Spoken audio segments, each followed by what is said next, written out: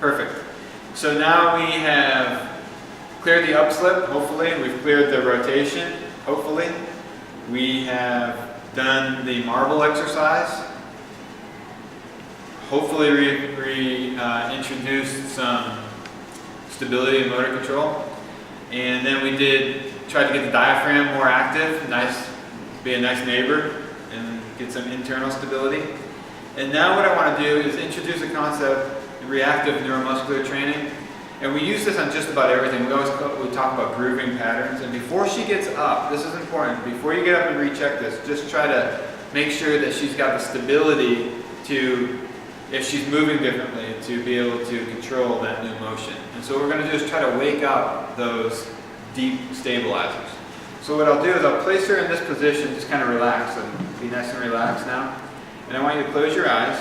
And now I want you to just put the brakes on. So I'm going to move you, and I'm going to move it really slowly now. But I want you to resist the movement after you feel it.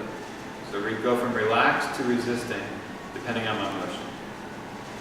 Perfect. A little too much. We want just the brakes. We don't want to slam on the brakes and give people concussion.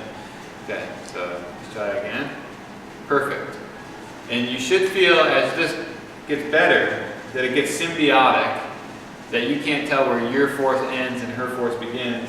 And it also shouldn't be different. I'm holding each leg individually. I want to see that it's the same on both legs. Right now her left is active way before her right. Do you feel that at all? Yeah. And so we can go in that direction. So I was moving superior, and then we can also go inferior. She didn't know. And I'm going slow. She's pretty reactive to this as well.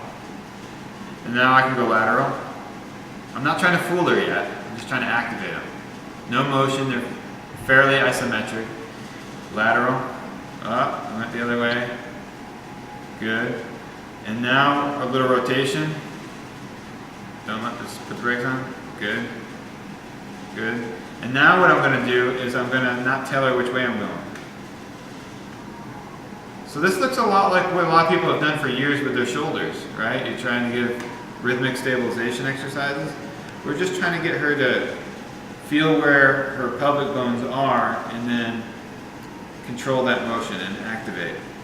Okay, and now what I'm going to do is I'm going to try to move a little quicker. And I don't want her to overreact. I want her to just slow down like you're on a driving test and your teacher has their coffee on the dashboard, the old.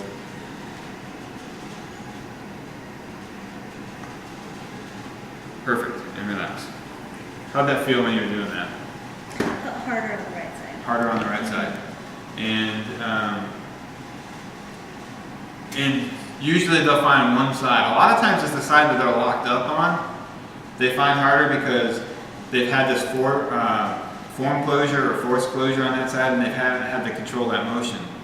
She was actually having more trouble on the other side, but it could be because she's had too much motion there. Okay, so we've completed that. Now it's time to get them off the plinth and retest our motions.